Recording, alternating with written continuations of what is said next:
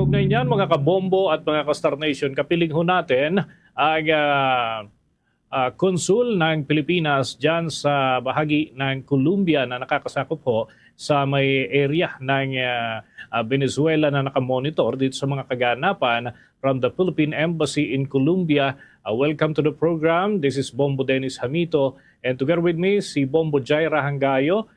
Magandang hapon po ang aming pagbati mula sa Pilipinas. Tayo po ay napapakinggan at napapanood nationwide and worldwide. Consul Judy Rason, welcome to the program. Magandang umaga po sa inyo at tanghali. At dito naman po sa amin magandang gabi. Kami po ay makikikumusta lamang, Konsul, sapagkat nakakagulantang yung dalawang malakas na pagyanig. Ano? Halos may tuturing ho ito na kambal na lindol na naitala, 7.1 at 7.5. Kumusta na ho ang overall situation sa area ng Venezuela? Sa ngayon po ay nagdeklara sila ng state of emergency. So nag-concentrate po sila sa rescue efforts. Patuloy naman po tayo nakikipag-ugnayan sa ating mga Filipino community doon. We're just curious po, Konsul, ano? Dun sa pinakang sentro o yung epicenter po ng pagyanig, ito ho ba ay identified na may mga Pilipino dun sa naturang lugar? At kumusta naman ho yung ating monitoring so far sa mga kababayan po natin dyan sa area na naapektuhan po ng lindol? Actually po, dito po sa Caracas, meron po tayong mga Pilipino dyan na kababayan. Nag-report na rin po sila sa atin at so far wala naman pong nai-report na injured or casualties. Gayon din po sa mga lugar ng Manaus, Belém, ng Caracas, Barinas, Miranda at Anzoátegui and Merida. Nag-report na po sila sa atin. Maganda po ang balita dahil wala naman pong mga nasaktan sa kanila at tayo po ay patuloy po na nakikipag-ugnayan sa ating community, particularly po doon sa mga nasa Caracas. Meron po tayong WhatsApp group chat. Doon po sila nagbibigay sa amin ng balita sa kanilang mga sitwasyon. By the way, Consul, kumusta ho yung panahon diyan sa pinangyarihan po ng napakalakas na lindol sapagkat ito ho ay posibleng makaapekto kung sakasakali ho, ano? Lalo't ngayon ay marami yung mga istruktura allegedly na talagang nagtamo ng malaking pinsala. So kumusta ho yung panahon nang mangyari itong pagyanig po ng malalakas na lindol? Oo, bali hapon po kasi ito nangyari, no? So yung mga tao po marami na rin po kasi yung palabas ng opisina. So ngayon po medyo mahirap ang sitwasyon nila dahil wala pong gas, yung ibang lugar wala pong electricity, walang internet. Yan po ay inaasahan naman natin dahil nga po doon sa napakalakas na pagyanig ng lindol. Okay. Konsul, may katanungan din po ang aking katandem dito, si Bombo Jaira Hangayo. Ilang punto rin na nais pong maitawid po sa inyo. Bombo Jai, please. Po ba ang mass transportation, pati ang airports, para na rin sa mga gustong lumikas? Sa ngayon po ay nakasara po yung airport dahil nga po kung napanood niyo po yung ibang videos, medyo nagkaroon din po ng damage doon. Sa nakikita naman po natin, meron naman po mga umaandar na mga pribadong bihikulo, pero sarado po ang lahat ng mga eskwelahan. So na pinapayuhan po talaga ang lahat na manatili na nasa mga safe na lugar as of this time. How about naman sa mga critical infrastructures like hospitals and other utilities, Consul? Oo, medyo marami po talaga yung na damage na structures and we have no information at this time except for what we see on the news. Dahil nga po yung ibang lugar po talaga ay wala daw pong kuryente. So sabi po sa atin ng mga Pilipino doon na mas maigi po na manatili sila kung saan sila naroon ngayon, naligtas po ang kanilang mga kalagayan. Kumusta naman po, Consul, ang pakikipagtulungan ng mga opisyal ng Venezuela sa inyo knowing na abala din ho sila sa kanilang mga sariling kababayan? Mhm. Sa ngayon po naka-concentrate po tayo sa pakikipag-communicate ng diretso sa ating mga kababayan. Very active po ang ating group chat ngayon.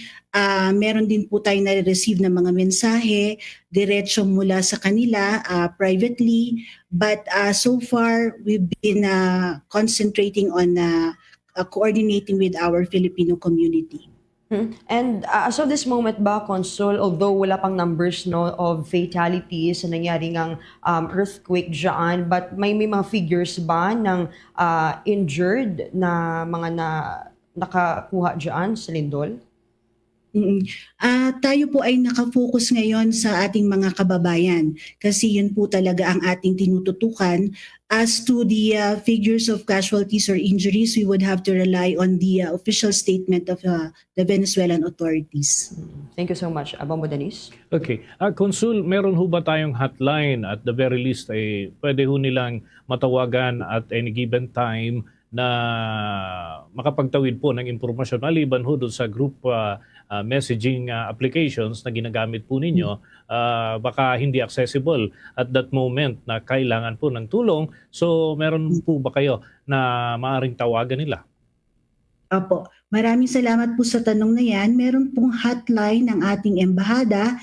Ang numero po nito ay +57 314 299 8808. Ulitin ko po, +57 314 299 8808. Maaari din po silang makipag-ugnayan sa ating official Facebook Messenger, Philippine Embassy in Colombia, at gayon din po sa ating email bogota.pe@dfa.gov.ph. Okay. Finally, Consul, sa ngayon po ba may plano na ang embahada at konsulada ng atin pong bansa na mag-deploy ng teams o kaya naman ay mga tauhan para umalalay dun po sa ating mga kababayan at kahit papano sila yung mismong pupunta doon sa mga identified na populated ng atin pong mga kababayan. Consul? Okay, so ngayon po ay kami ay nagmo-monitor sa ating community at lahat po ng ating nakukuhang report ay atin pong ipinapadala sa Department of Foreign Affairs. Ang embahada po ay masusing nakikipag-ugnayan po sa DFA para po sa mga bagay na ito at sa mga susunod na hakbang. Okay. Pahabol ko na lamang po, Consul, sapagkat kami man ay nakakatanggap po ng mga mensahe mula doon sa mga may kamag-anak. Baka hindi agad nila matawagan yung kanilang relatives. Manggaling na ho sa inyo yung mensahe para ho sa mga kababayan natin na mayroong mga relatives mula ho dyan sa area ng Venezuela. Please go ahead po, Consul. Okay, sa mga kababayan po natin sa Pilipinas na meron pong mga kamag-anakan dito sa Venezuela, maaari po kayong makipag-ugnayan dito sa amin sa Philippine Embassy sa mga detalye po ng contact number at email address na naibigay ko po kanina. Uulitin ko po yung telephone number +57 314 299 8808. Pwede rin pong magpadala ng mensahe sa ating Philippine Embassy in Colombia Facebook Messenger at gayon din po sa ating email address bogota.pe@dfa.gov.ph. Maaari rin pong makipag-ugnayan sa Department of Foreign Affairs, Office of the Undersecretary for Migrant Affairs. Ayan, with that, maraming salamat po, Consul, sa maagap na pagtugon dito sa aming mga concerns sapagkat kami man ay pinaparatingan ho ng mga abiso, mga panawagan and concerns ng atin po mga kababayan na may mga relatives po dyan. Thank you so much. Thank you so much din po. Maraming salamat at magandang umaga po.